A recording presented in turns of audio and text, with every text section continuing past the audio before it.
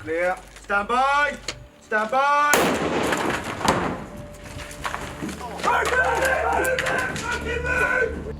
Out of Mecca is a 40-minute short sci-fi actioner shot on a budget for 6k. £6,000 we shot this film for. I knew that I could do it for that amount of money because I pretty much did everything on it.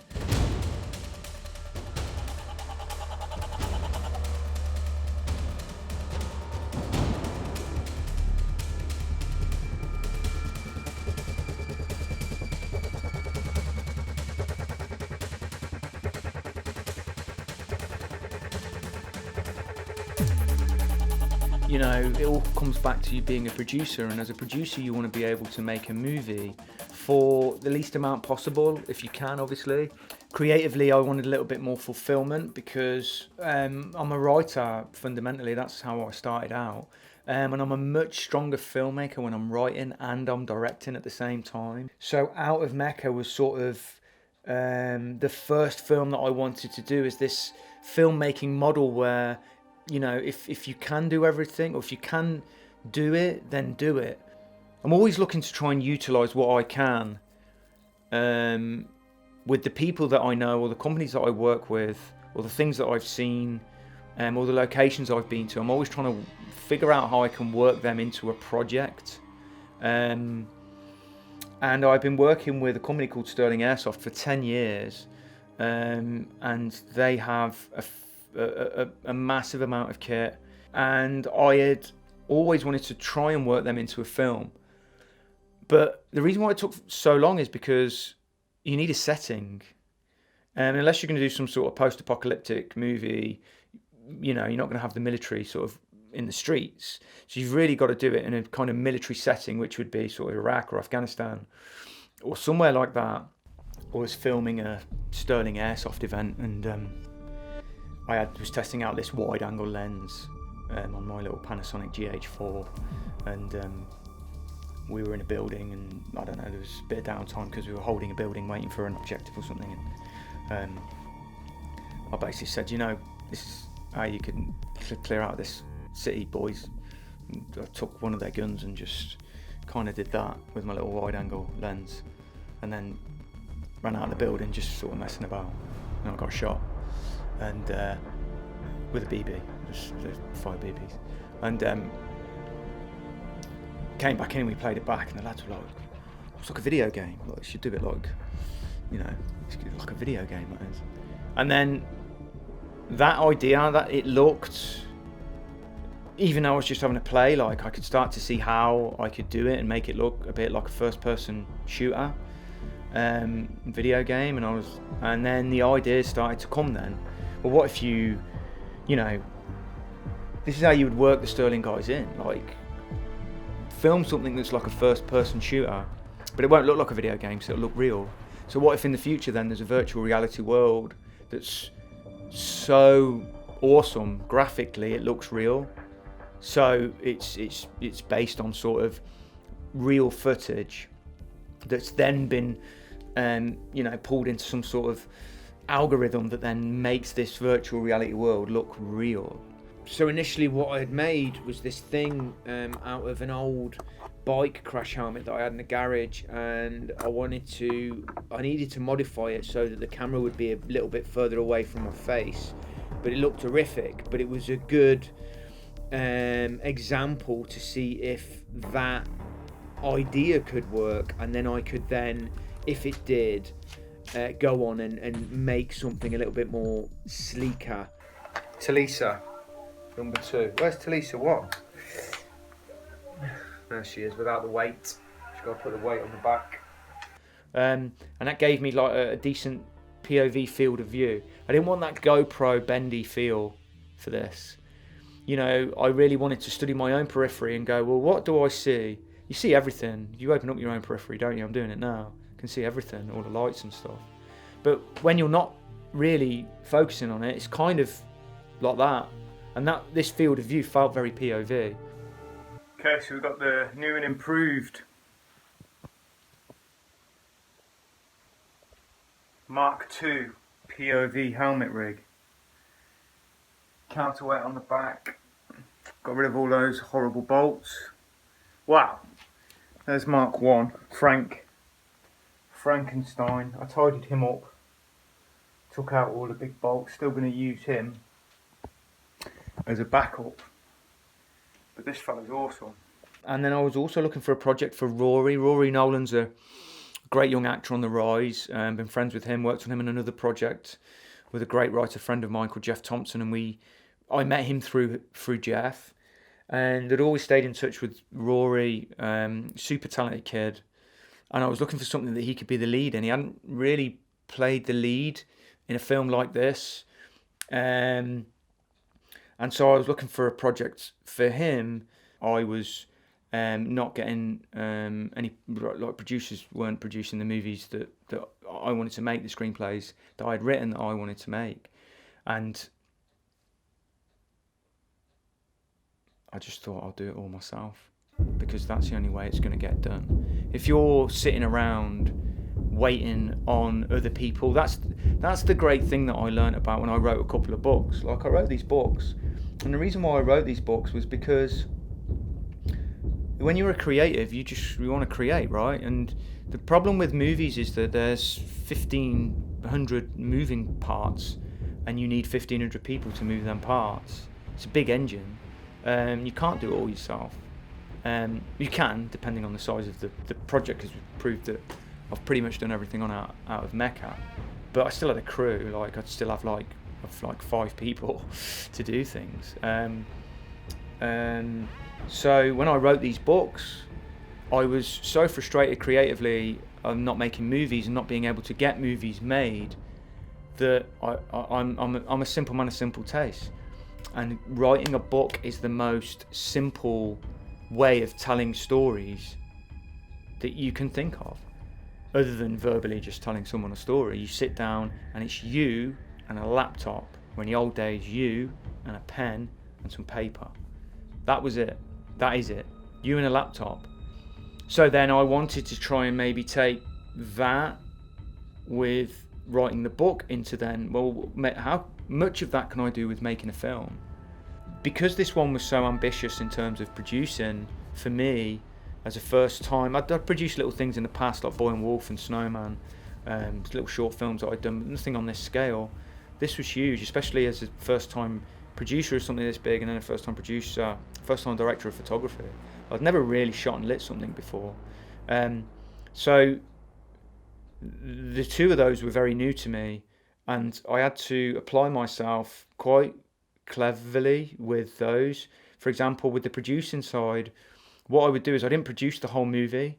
I produced one day at a time. Wardrobe department.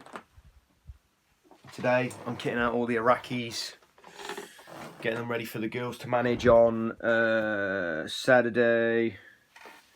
Got some nice select things going on. So when we went and shot the military day, that was an enormous, ambitious day. There was like 20 people, 30 people on set. You were on a live fire range. You were like 5-10 miles into a live, firing range. So you had to have all of these health and safety precautions and briefings, and the risk assessment was mental. I had to do that because there's kind of a lot to remember, and we're going to be going pretty fast today. I probably won't remember what your alpha numbers are, so I know that's Imal, I know that's Amir, I know that's Ali, I know that's Keith, I know that's Sahil, I know that's Josh, I know that's Maggie, I know that's Tids, and that's Ella. Right, so I know that, but I will look at you and I'll know what your alpha numbers are. That's just for me and my system when we get out there, okay? So don't worry about that alpha stuff. Just know that you know that number, I know that number, everyone's happy. All right? Because you're coming into an urban environment, you've got to be looking 360 degrees. So you'll be looking at the windows, you'll be looking at roofs, you'll be just following around, and if the guy's doing indications saying check that window, check that roof, then make sure you pass it. The same with going past doorways. If one guy does it, everyone does it. Make sure you're checking, make sure you've still got bend. Get that chicken wing in, Kofi. Get that elbows in. Tight, good lad. We'll be moving faster than that on the day. but he's just running them through that, so he's got their numbers, don't flag each other. Flag is when you run your gun across someone. Always. Or potential threat that you can see, call it.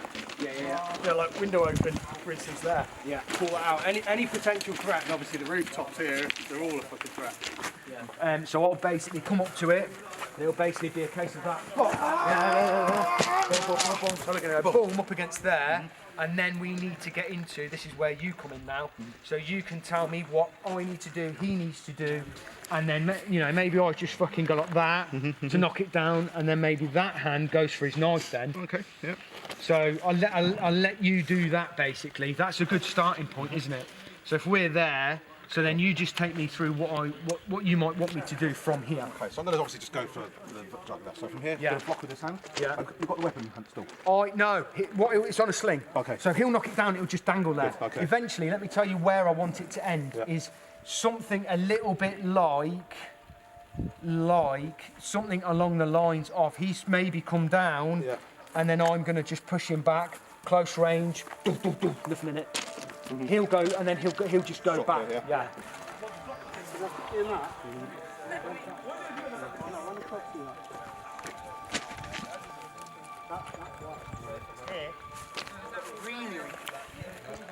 This is either going to really fucking work or really not fucking work. I think you'll be fine, dude.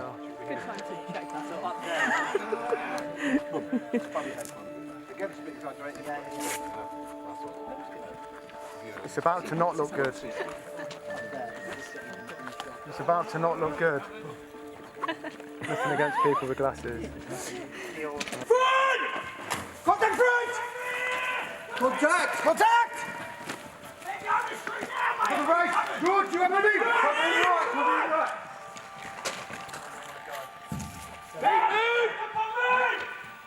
That's what I'm doing! Go, yeah, go on. Good, that compound. You know what I mean? That's fine. Go, mate. Pop. Yeah. Go. Keep up to Matt. Go, Josh.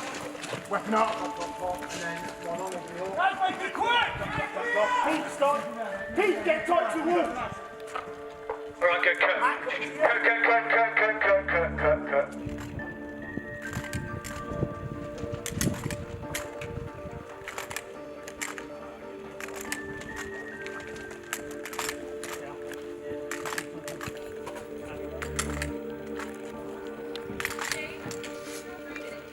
Lay up against the wall, just makes it a bit busier. Yeah. And then that's then we're good to go. As a barricade?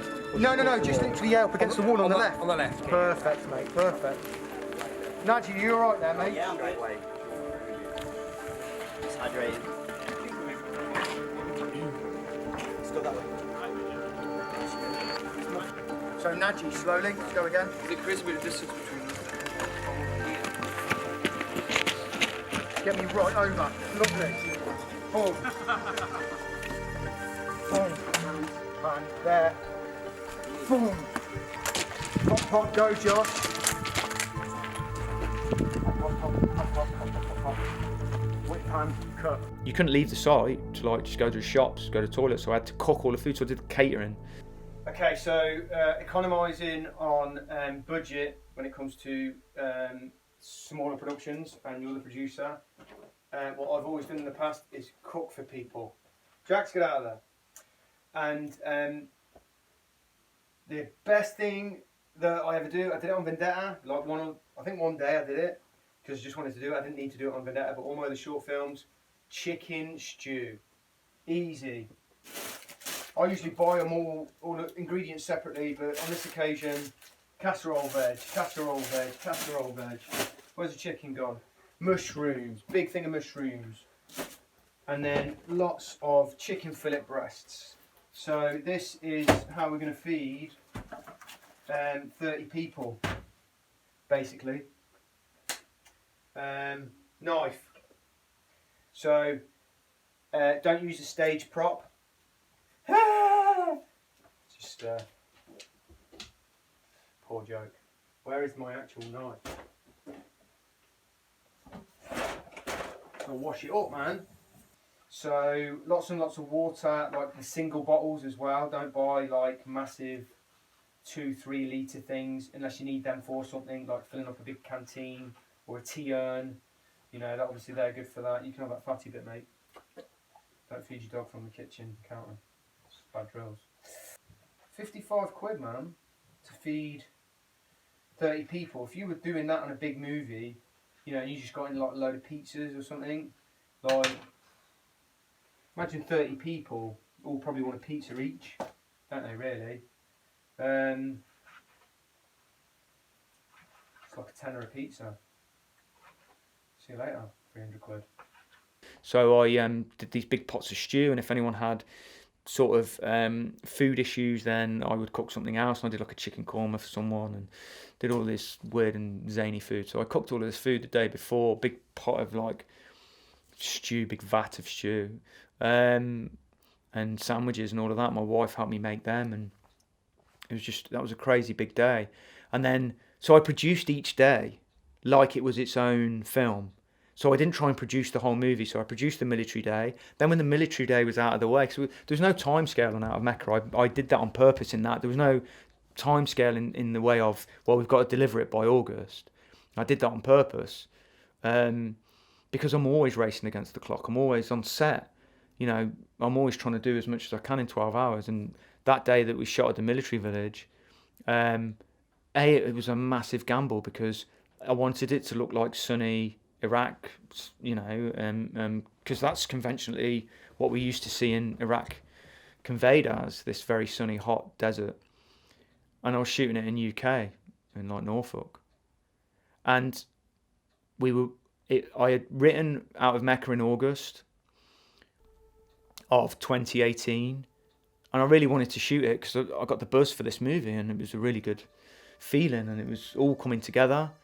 I wanted as much daylight. I needed a long day to shoot it, and we were running out of light because by the time we actually came to shoot the film, it was October 20th.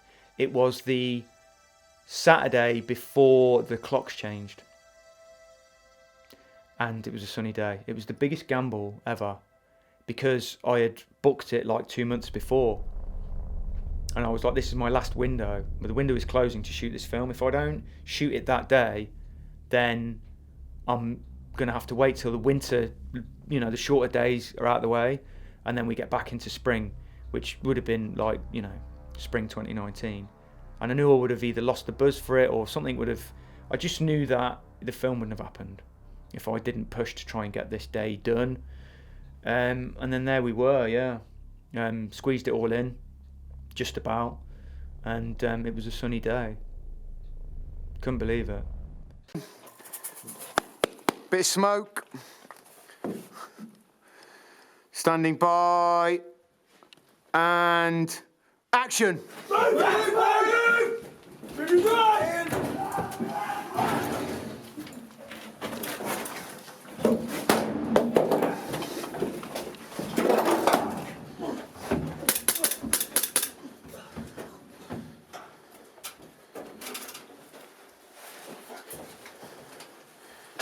It's not him! Fuck!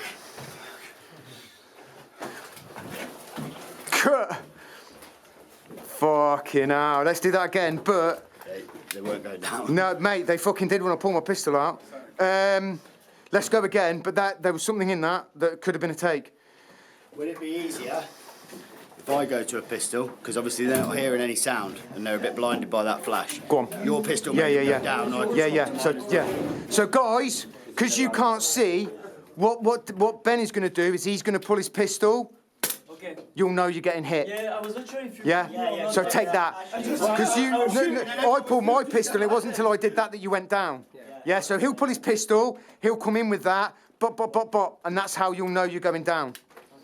Do you need gas as well? Maybe, I might do a bit, I might have a little tickle, mate. Then you, and I'm that, and then you go all the way back. Oh, you want me to reach for this? Yeah, why not? Try for it. Yeah. You're a bit dazed. Let's go again.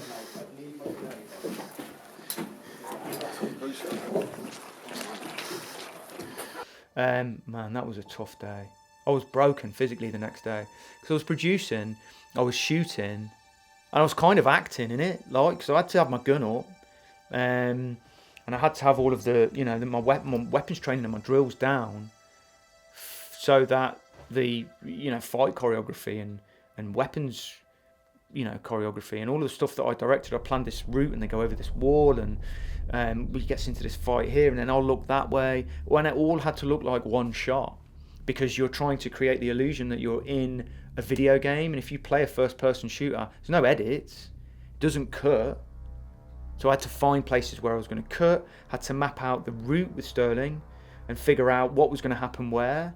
Essentially the first sequence happens around this area. The team are going to get into a contact. They're then going to kind of peel round this corner and basically shoot back up onto a bunch of guys who are going to be here. While they're doing that, I'm in this knife fight here. I basically take that guy out, drop him. We're going to figure out which wall it is. But either way, I then, after I drop him, whether it's here or here, it's next to a compound gate. Because just as I drop him, I bring up my long, pop, pop, pop, take out Alpha 1, Alpha 3, Alpha 4 and Alpha 5. And then I run to catch up with the guys who are at this crossroads here. I'm then going to spin, shoot back up here. Lots of Alpha and Bravo in the background, taking them out.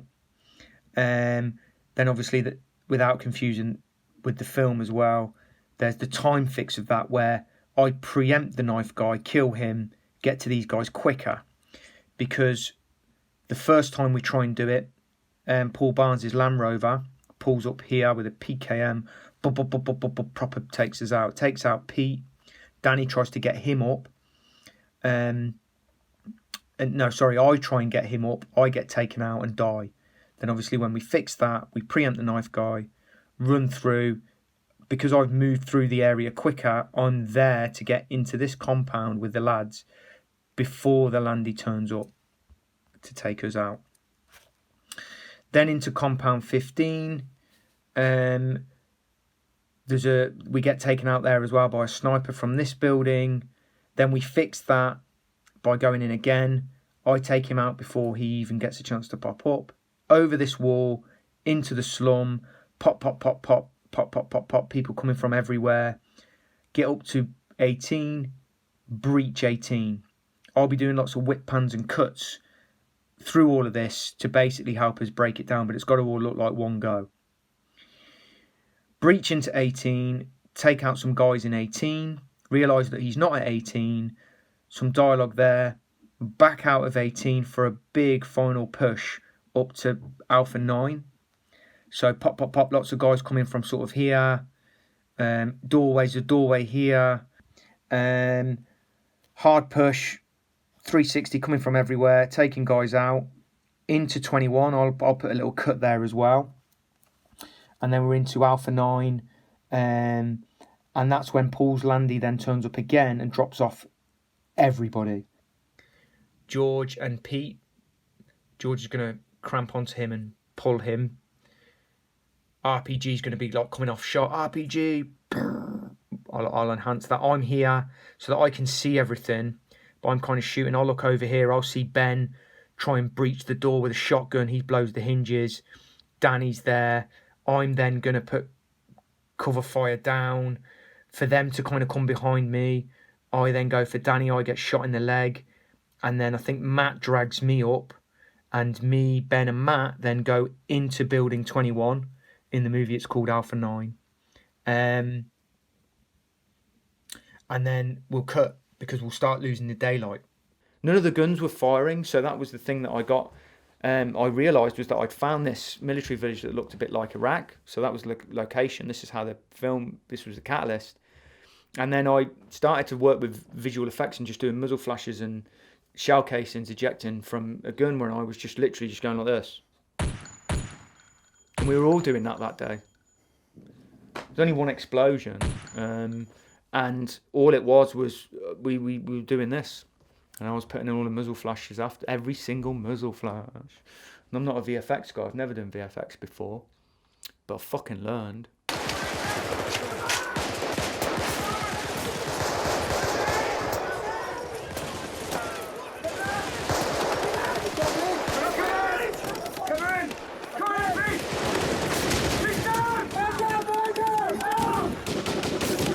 Get on, Pete! Get on, Pete! Stay with me, mate. Get on, Pete! Stay with me, Chris! Chris, fucking stay with me, mate! Come on now! Chris! And then I'm going to go like that, and then I'll cut. And then you would reuse all of the guys that would die, because I only had like 10 Iraq insurgent guys on the day. Really awesome guys that had never really done stunt work before, but my amazing fight and stunt coordinator, Nick Mason, that I bring in from Total Krav Maga, he basically taught them how to fall on the day, gave them an hour, figured it all out. But that's what I would do. I would scatter them all around and go, you're going to be there, you're going to be there, you're going to be there, let's block it. Do all of that, go for my pistol, and then boom, and then I'll do that, and then that'll be my cut, and then we set up for the next sequence, and then I would start that way, and then you hide your cut in the whip, and then you would do that sequence. And you fought our way through the village. Yes, George. Georgie, swap to the other side for me just for this. Just let me have a look and see what you look like on the other side of the wall. Yeah, just sort of up against that wall, yeah. I'm then going to spin. I'm then moving like this.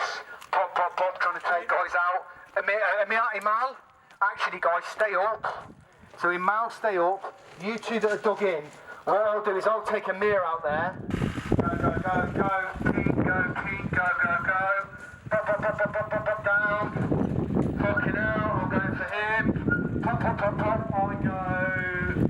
I'll just fucking go back that way. I'm down.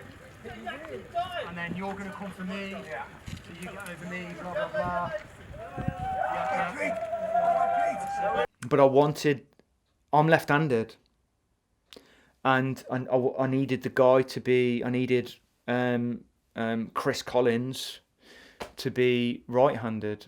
With the rifle, that was very interesting, because I wanted to be able to do mag changes on camera with that helmet on. But I'm left-handed, and the mag release is on the right side.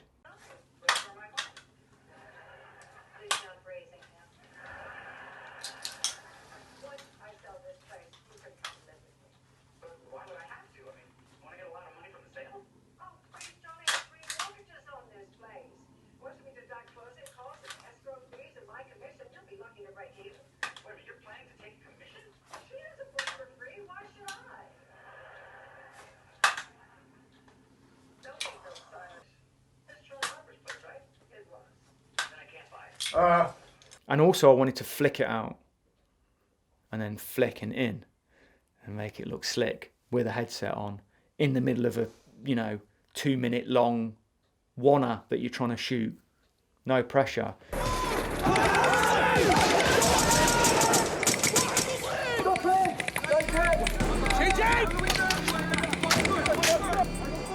So I literally taught myself. I got my M4 off Matt Balgrove and basically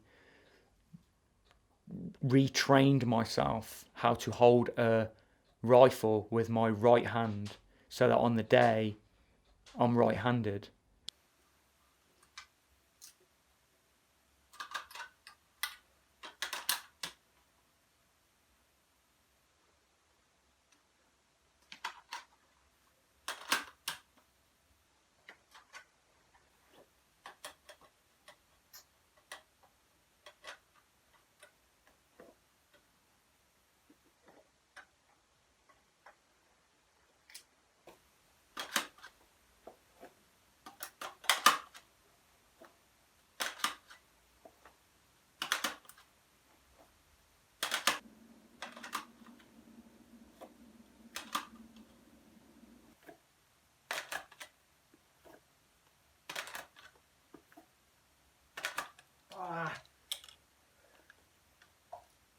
Right hand is weak, man.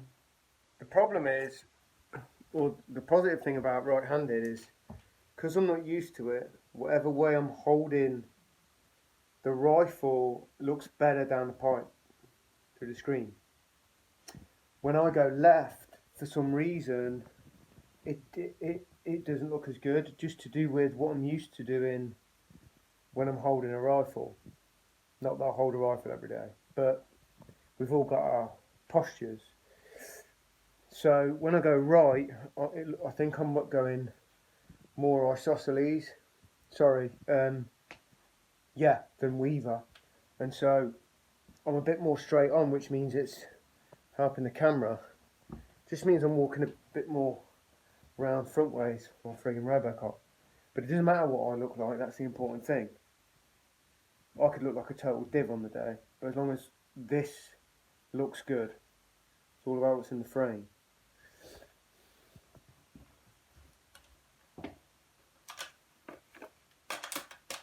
What do you need, Peck? More like, what do you need, Les? Glasses? If you get that movie, 10 points to you. The glasses are on, so this is me with my reading glasses. They're like so awesome, I can see things. I really like them. I'm gonna keep them forever. I've got to wear these, man. The camera's too close to my face, I can't focus. It's not because I'm an old man, it's just because, look at that distance. Like, seriously. So, to really focus, because I need to do that, gotta wear glasses.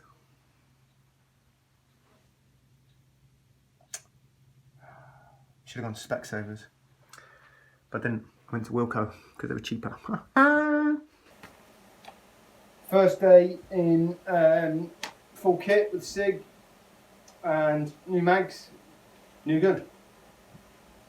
I've been training a little bit before this, but yeah, we're going right-handed.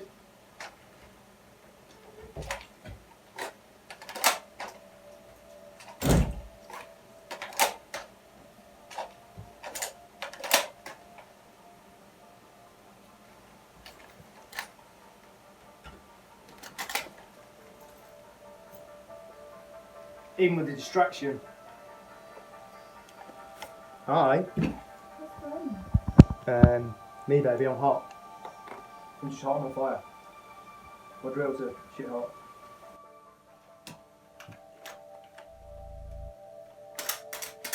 Ah, come on.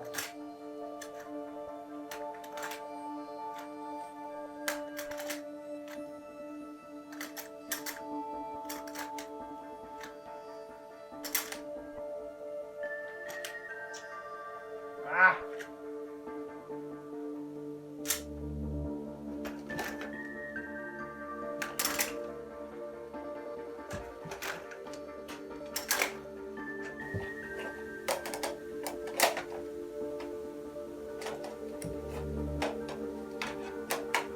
I'm effectively doing that blind. I'm not even running around yet, man. I'm sweating. Thanks, Matt. Plate carrier.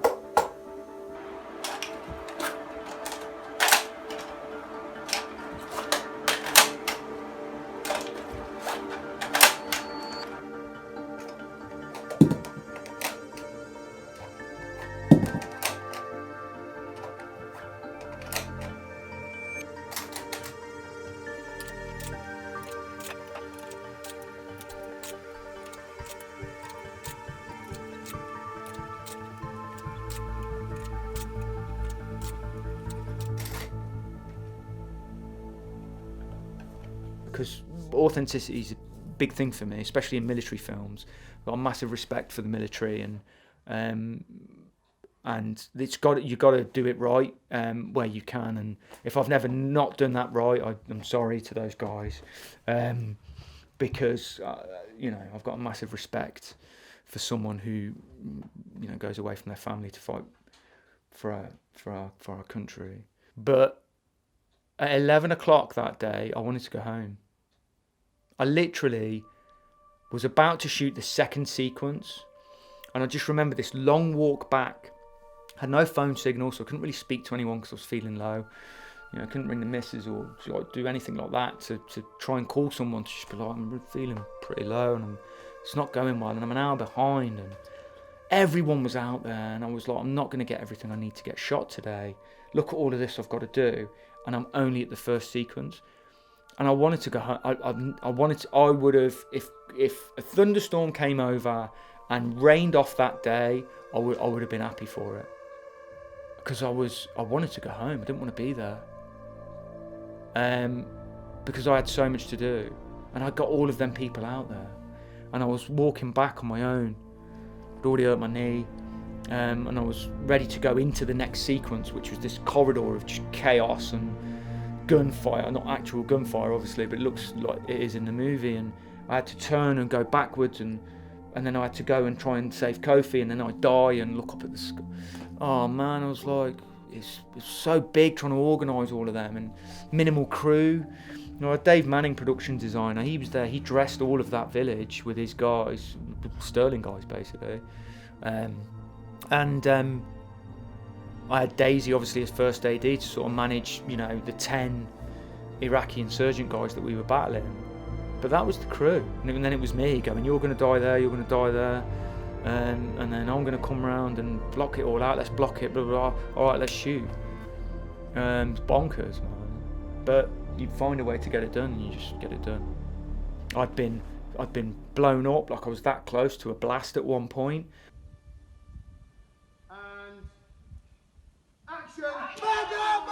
Peek in here! Peek in here! Fuck RPG! RPG!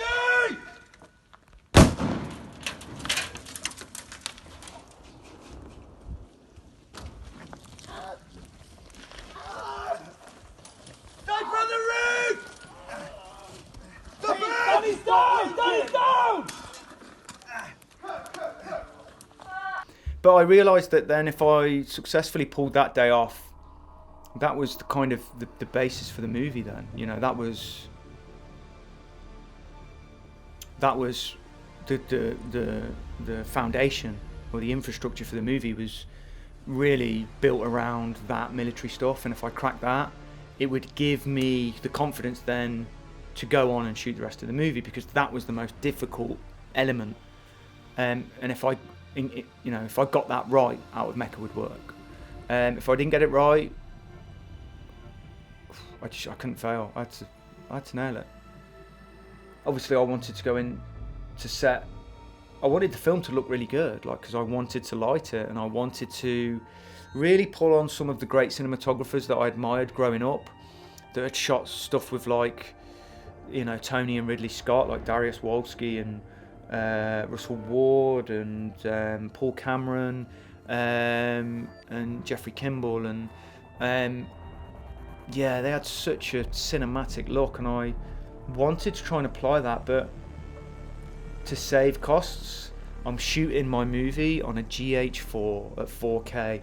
Panasonic GH4, which when it came out in 2014, everyone was like raving about it, like it was this amazing little camera. I used it because it was mine. That's what I used to shoot my corporate films on.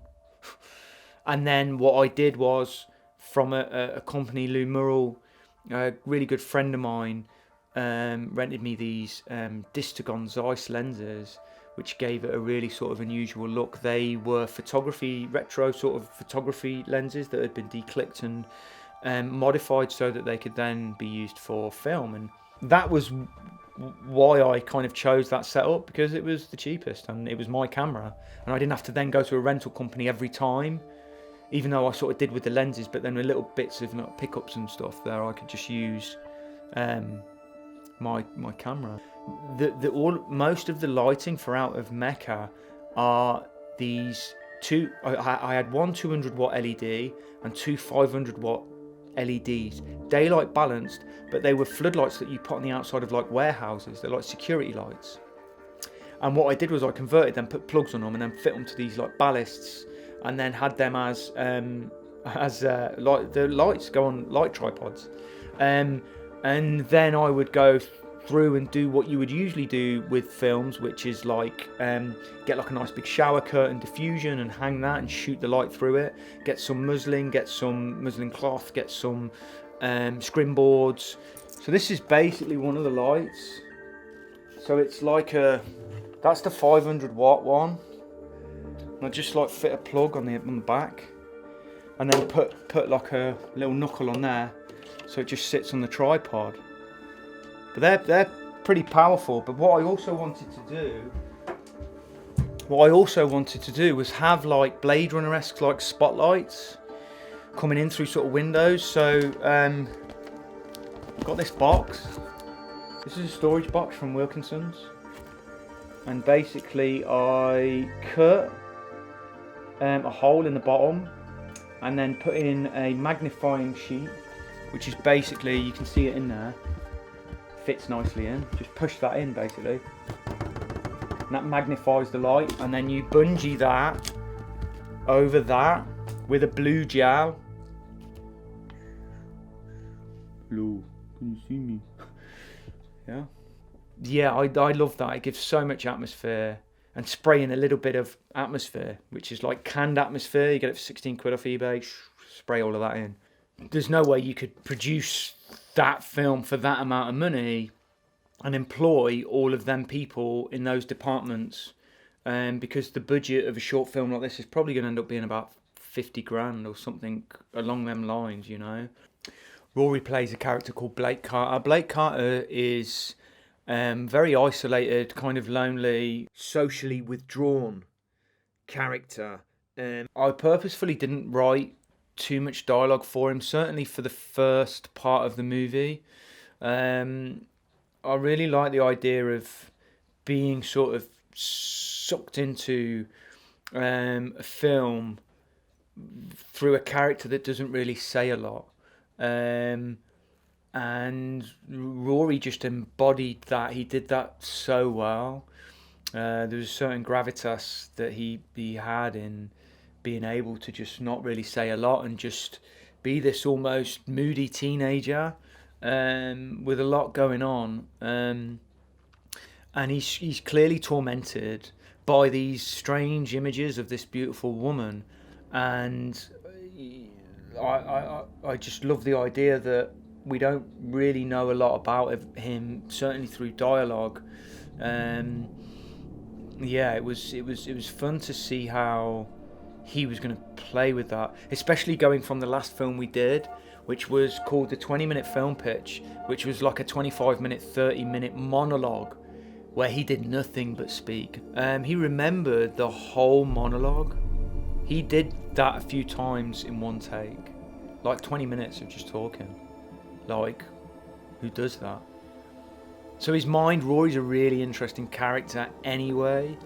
And so I always like to try and do the opposite to what I've seen a character do before. And although, you know, Rory's, you know, hasn't been seen as much, for me, that's what I had seen him do before.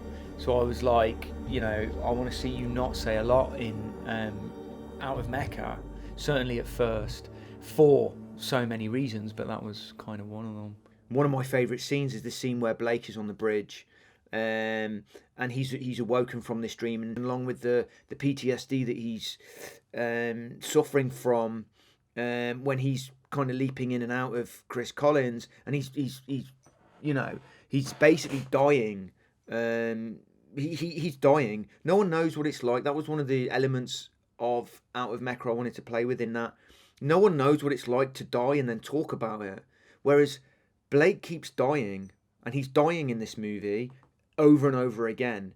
We were filming some stuff, just me and Rory and the camera in London, and we just shot this scene on the bridge where he kind of goes into himself. And it's beautiful because you've got this, you know, super loud, cacophonous beast of a city in the background, everywhere around him, and then we just kind of strip that out, and it's just Rory and Phil Mountford's score, and it's just beautiful, and it came out of nowhere.